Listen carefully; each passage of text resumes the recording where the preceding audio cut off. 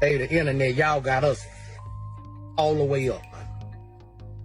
We met that dude, Duke the Jeweler, the night before. We was gambling. The next day, dude followed us to the concert.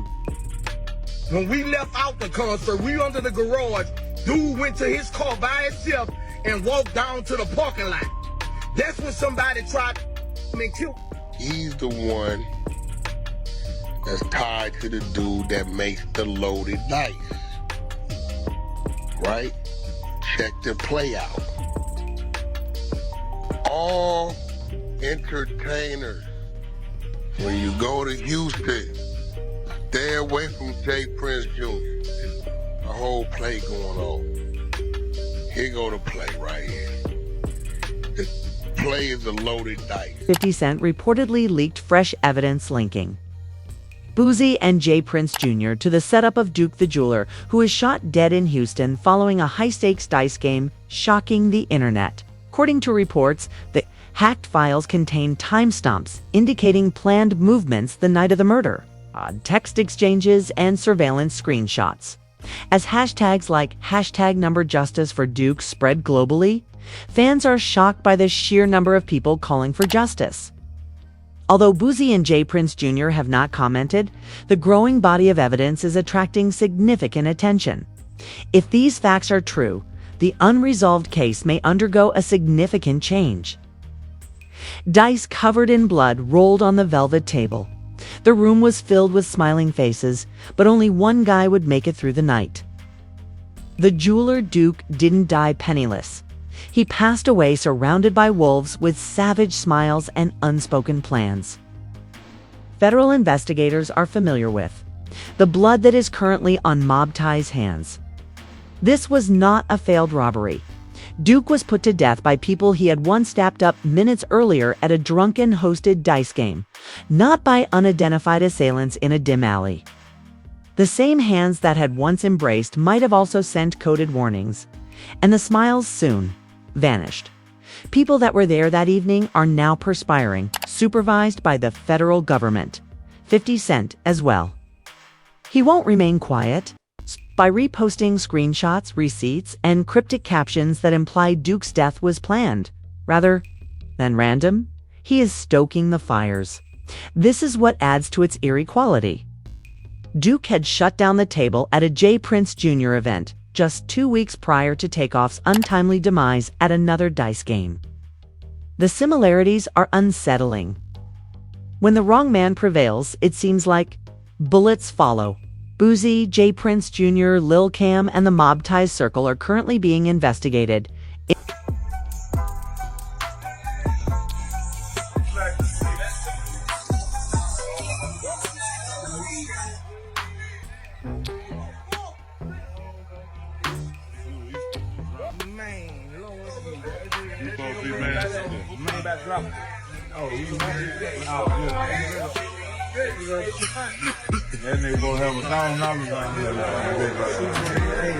What began as rumors has escalated to full-fledged federal heat. However, how could a fun dice game turn into a death sentence? We must go back in time to comprehend that. Duke the Jeweler appeared to be unstoppable from the outside. Before the stakes became fatal, a self-made, proud Chicago native was oozing with success. Duke the Jeweler was more than just a streetwise celebrity.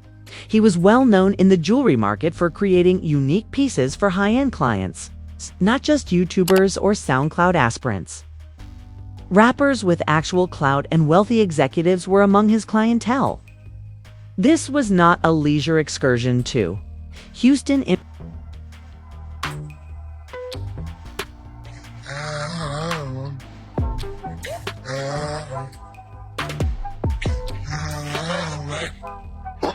Top but never gave up. I stayed tough, even when I got my chain stuck. Go through hard time, but we know that what made us. Can't blame us, we love the script, cause that what paid us. Yeah, ain't glad I know them niggas laid up. I call Key like get the pressure going where I'm up. I can't even finally know how many nights I stayed up.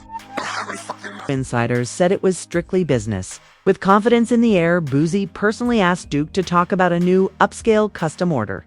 Heading south, the Duke packed his $1 million Louis Vuitton duffel with high-end diamond sets.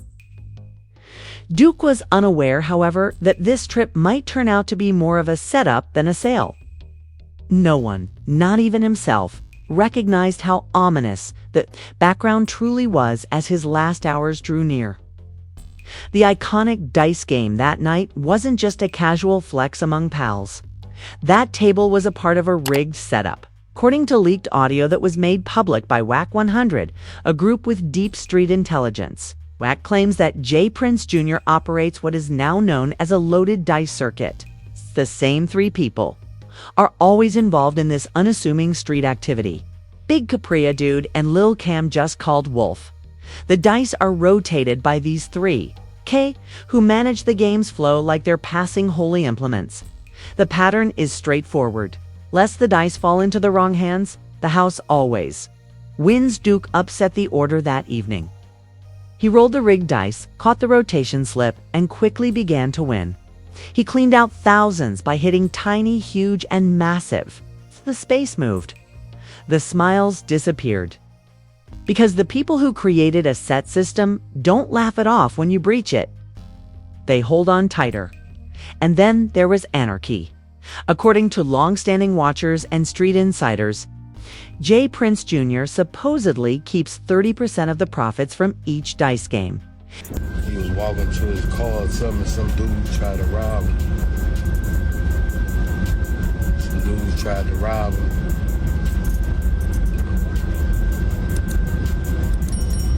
Some dudes had tried to rob me and walked off by himself.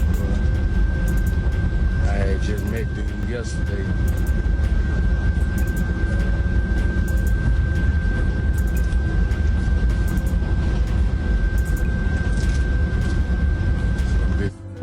Try to rob dude. Dude must ain't get up. Both from Flight Zach, we're number 2 for departure. Flight attendants, please bear the cabin. Just met. This indicates that Duke wasn't only fortunate when he began to win big. He was spending all the money made that night. Even a system where every dollar is tracked down before it is even earned, that kind of outrage is not overlooked. Duke also didn't keep his winnings to himself. Shining brightly, he communicated every moment to his fans. He laughed confidently, threw out stacks like flyers, covered with diamonds, and was recording everything live for Instagram. However, the most unsettling hints are revealed in the video. A tiny, hardly perceptible whistle from Boosie can be heard if you slow down the footage from that evening. It's harmless until you observe what transpires. His nephew turns his head and looks directly at Duke. The nephew's arm is then lightly tapped by a man wearing a red hoodie, another gesture that may have no meaning until viewed in the context of the larger picture. The room's energy shifts. In a matter of seconds, Duke stops laughing easily. The sound of the dice striking the table ceased to be amusing. The weight shift is almost palpable, as if the air had thickened. A countdown, as if a scheme were being quietly hatched. Duke the jeweler disappeared a few minutes later, executed not in a silent departure. This raises the question, was this a setup disguised as a dice game? Stay silent. The entertainer invites him in. Act like he's covering for him, hanging out, everything is cool. Let's go here, let's go there, let's go here, let's go there. He introduces the dice game. He got three right, who rotate the dice. Now these dice is loaded. Tell me it's a Wolf, Big Caprice, and watch this, and Little Cam are the loaded dice rotators, right? He said what? There was a situation that occurred that a certain jeweler round and got past the dice on accident and was hitting on them for a couple hundred. They got irritated about that. I ain't gonna go too far into that story because, right, boom. The only way they could get their money back was however their money back. He said, but Lil Cam, Wolf, and Big Caprice are the three designated and say I'm up, I got the next, and they pass the dice to each other, but they loaded, but they shoot. More eyebrows are raised by another layer. In a place like Houston, Boosie, a multimillionaire with decades of experience in the business, pulled a well-known visitor into a dice game with over $1 million in ice and no obvious security. That was either a mistake or deliberate. Furthermore, where was the alleged protection of J. Prince Jr.? Why didn't an out-of-town jeweler who was known for carrying heavy objects have security? These are not merely conjectural questions. Around mob ties, their red flags were pointing directly into the government limelight. Let's face it, though, Bowie's face did not exude innocence when he first appeared following Duke's passing. He appeared pale, distracted, and anxious as someone who has just witnessed a scheme go awry. 4 federal investigators already pursuing Bowie because of unrelated legal issues. That was more than enough. However, upon Duke's passing, the federal government chose to divide this matter into a distinct federal homicide investigation. No more postponements, no diversions, only one goal: Duke the jeweler's death. Tracing Duke's last cell phone activity was the Fed's first significant action. His phone pinged Bowie's recording studio as the last place. And someone from Boosie's group had it, unless Duke's phone just happened to wander there, was not a good appearance. To make matters worse, the person who grabbed the phone didn't even bother to wipe or throw it away.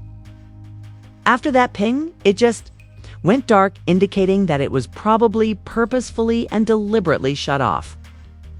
Not only was this suspicious, but it was also offensive to federal agents who don't tolerate careless behavior.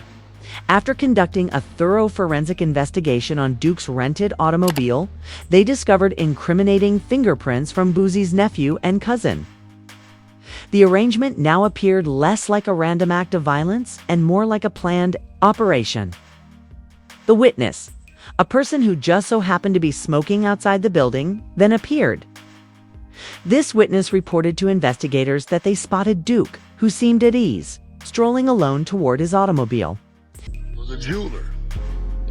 I gotta do my research, see what jeweler might have been down there shooting dice. But nevertheless, to all the entertainers, you know, Dukes of Hazzard was one of my favorite shows, right? I don't know if y'all watched it. I was thinking about Daisy Dukes for a reason. I don't know why I said that. You know, one might go with it, may not go with it, but I don't know. If the math is math, and let it math. But entertainers, beware of with J. Prince Jr. when he talked about let's go shoot some dice. Because the loaded dice crew of 3, Cam Wolf and Big Caprice. We know Lil Cam in there because I believe somehow, some way, he was caught up in the dice situation. Rest in peace, Takeoff. I don't know what's going on. But what I do know this, J. Prince Jr. got a whole thing that when y'all come into town, hold on, bro.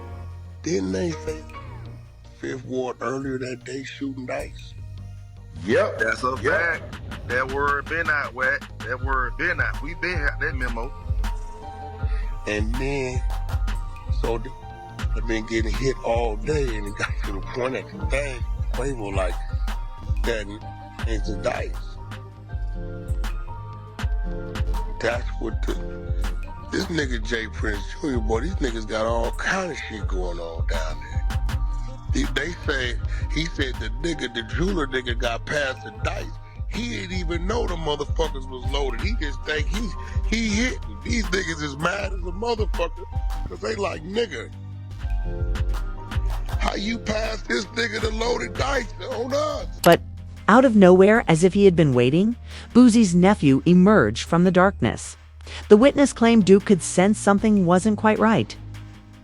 He apparently tried to defend himself by swinging first, but it was too late. Boo's nephew allegedly pulled the trigger with a single motion.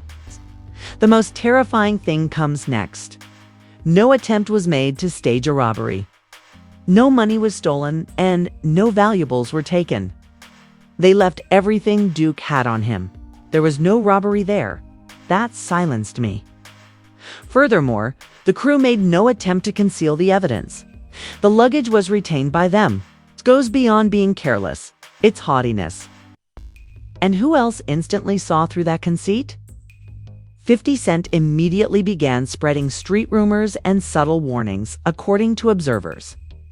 Because the same unwritten norm usually applies when an outsider enters Houston's dice scene. Be sure to check in.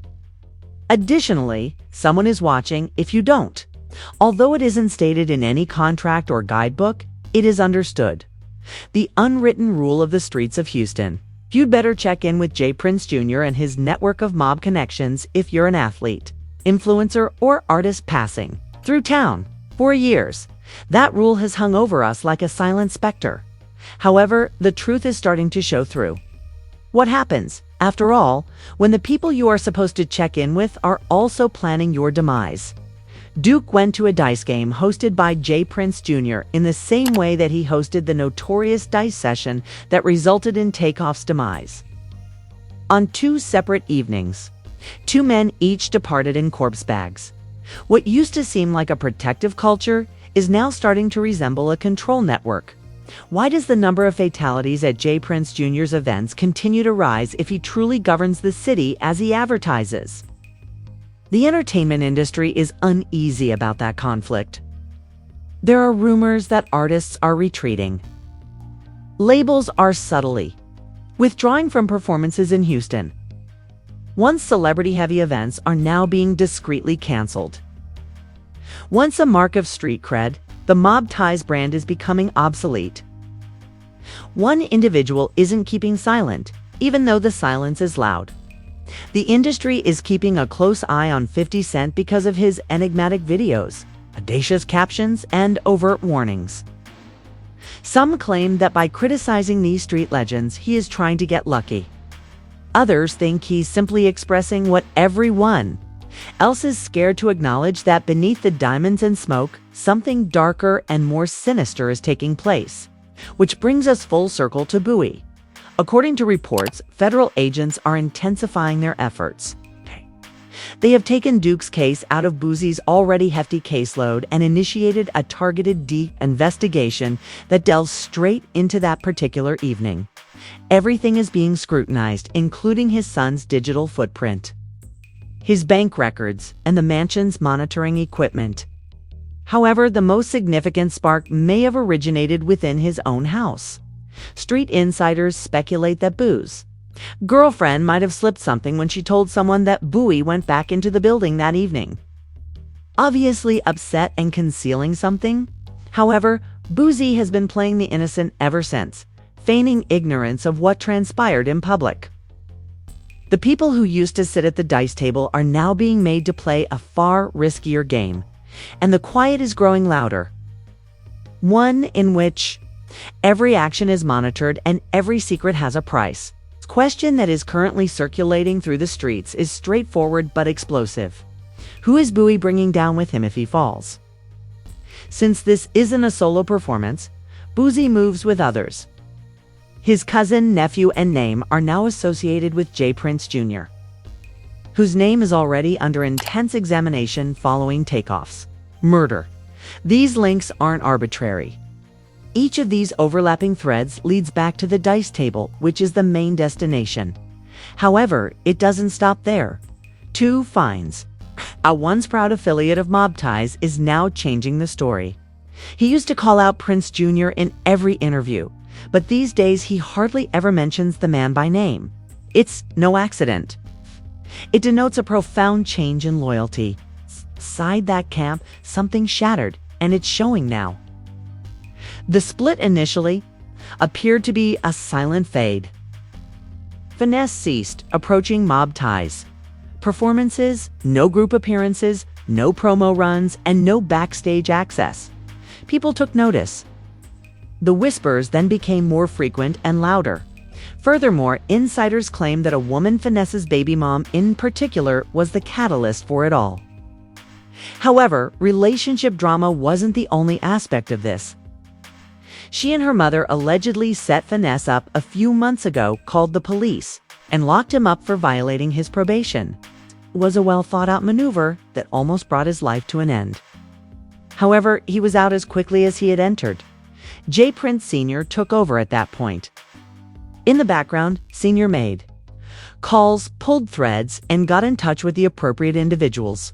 After 2 weeks, Finesse was free to go. That ought to have cemented allegiance. But rather than express gratitude, Finesse took a risk. He immediately returned to the same woman. That was the breaking point. J. Prince Sr. didn't hold back. After seeing enough, he stated it aloud on Twitter so that everyone could hear. Loyalty has boundaries, was the message. Unconditional protection does not exist. Additionally, you are no longer a part of the circle if you are unable to show reverence for the hand that saved you. This was not only a personal public backlash, it made a signal. From within, the Mob Ties coalition is disintegrating. Internal betrayals, legal exposure, and a rising lack of response from former allies are tearing apart what was once seen to be an exclusive circle of influence. And the heat just gets stronger as more names are connected. If the dude values his life, I urged him to keep the FK away from that chick. The warning that wasn't just advice either. It was a matter of survival. However, he didn't pay attention. The message never reached him, even after intervening to free him from a prison sentence. The dominoes are now tumbling quickly. This goes beyond poor choices. It has to do with how quickly alliances can fall apart when devotion wanes. A fresh rumor that has the potential to upend the foundation is circulating the streets. According to rumors, J. Prince Jr. may have had 2 women impregnated behind his back. Finesse's silence speaks more than words ever could, even in the absence of confirmation, DNA, or statements. Supporters began to make connections. J. Prince Jr. has a falling out with Takeoff's family, a tense relationship with Boosie behind the scenes, and now a delicate public split. The drama is no longer isolated. It's a labyrinth of eroding allegiance, eroding trust, and unchecked power. Questions like, how many bridges can one man burn before the entire empire falls apart, are starting to surface. Because this is the truth. It only takes one defection, one individual to break the silence. Or one voice to overthrow your system of coercion, silence, and covert leverage. Once they speak, it's over. Whether it's with a friend, a former ally, or a pressured artist, who will break first, then will federal officers force it into a corner while intoxicated? Breaking up his estate from Georgia to Baton Rouge. Will Finesse at last reveal what has been rumored for months? Or will J. Prince Jr. succumb to pressure to decipher the code and speak up in order to save himself as a result of 50 Cent's constant comments and digital breadcrumbs? Because the collapse is already happening. Let's not fool ourselves. The federal government is no longer merely conducting investigations. They're keeping an eye on everything, tracking every dollar and monitoring every action. Rap quarrel isn't. What this is, the energy is at Rico level. It's methodical, quiet, and calculated. The labels are retraction. Artists are disappearing. Once unbreakable, mob links appear to be eroding. The only question that remains is who will obtain the video. First, the federal government or TMZ if the rumors are accurate and Duke's killer was captured on camera. In any case, if you're engrossed in this topic, please share your thoughts in the comments section after that tape drops. Do you believe that the Mob Ties empire is collapsing internally? Is it J. Prince Jr., Finesse, or Boosie who flips first? To ensure you never miss a beat, hit the like button, subscribe, and enable notifications. Additionally, be sure to see the upcoming video. It's more profound than